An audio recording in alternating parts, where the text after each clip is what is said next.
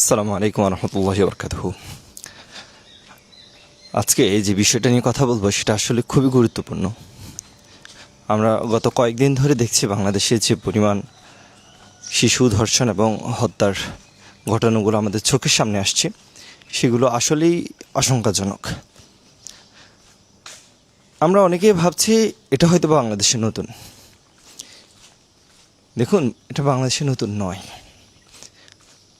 আপনারা জানলে অবাক হবেন, বাংলাদেশে 2023 সালের একটা রিপোর্ট অনুযায়ী দেখা যাচ্ছে বাংলাদেশ থেকে শিশু যৌন নিপীড়ন সংক্রান্ত রিপোর্টে যুক্তরাষ্ট্রের একটা অলাভজনক সংস্থায় কিছু রিপোর্ট পাঠিয়েছে।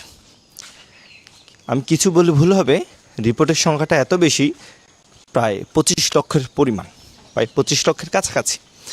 অর্থাৎ 25 লক্ষের উপরে বাংলাদেশ থেকে রিপোর্ট গিয়েছে শিশু যৌন নির্যাতন সংক্রান্ত। আপনি চিন্তা করতে পারেন কি পরিমাণ ভয়াবহ।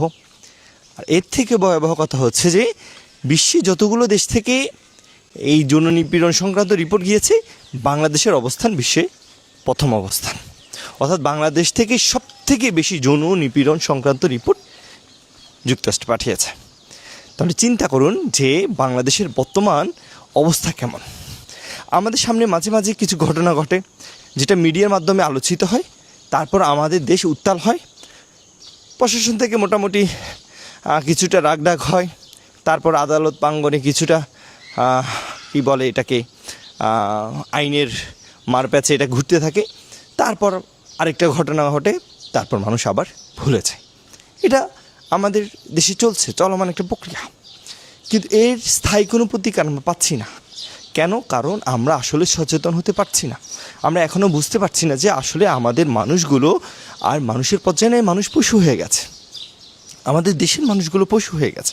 তো এই জিনিসগুলো আমাদের জানা খুবই প্রয়োজন। যদি আমরা যে এটাকে ওভাবে না দেখি তাহলে আমাদের সামনের যে সামগ্রিক অবস্থা, এই সামগ্রিক অবস্থা আরও ভয়াবহ পর্যায়ে যাবে। তো এই ক্ষেত্রে আমাদের সব থেকে যে কাজটা করতে হবে, যেহেতু আমরা আমাদের দেশের আইনি মারপ্যাচ অনেক কঠিন, গণতান্ত্রিক মারপ্যাচ তো এটা আরও বেশি ভয়াবহ। তো ওই হিসেবে আমরা যেহেতু আসলে অপরাধীরা যেহেতু আইনের ফাঁকফোকর থেকে বের হয়ে যাচ্ছে, তো আমাদেরকে আসলে সচেতন হতে হবে। যেহেতু আমরা এই দেশে বসবাস করছি, যেহেতু আমরা ন্যায় বিচার পাচ্ছি না, তো সেই হিসেবে আমাদের প্রথম কাজ হবে আমরা নিজেরাই সচেতন হওয়া। আমরা নিজেরা যদি সচেতন না হই তাহলে মনে হয় আমরা আমাদের সন্তানদেরকে বাঁচাতে পারবো না সামগ্রিক অবস্থা বিবেচনায়।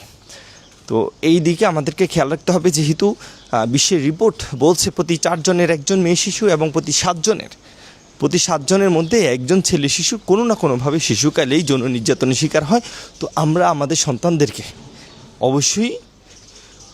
অবশ্যই সচেতনভাবে গড়ে তুলতে হবে, যে দেখতে হবে আমাদের সন্তানদের নিরাপত্তার জন্য আমাদেরকে যে যে ব্যবস্থা গ্রহণ করা দরকার, যাকে যাকে ভয় করা দরকার তাকে ভয় করে হলেও আমরা আমাদের সন্তানদেরকে মানুষ করার চেষ্টা করতে হবে।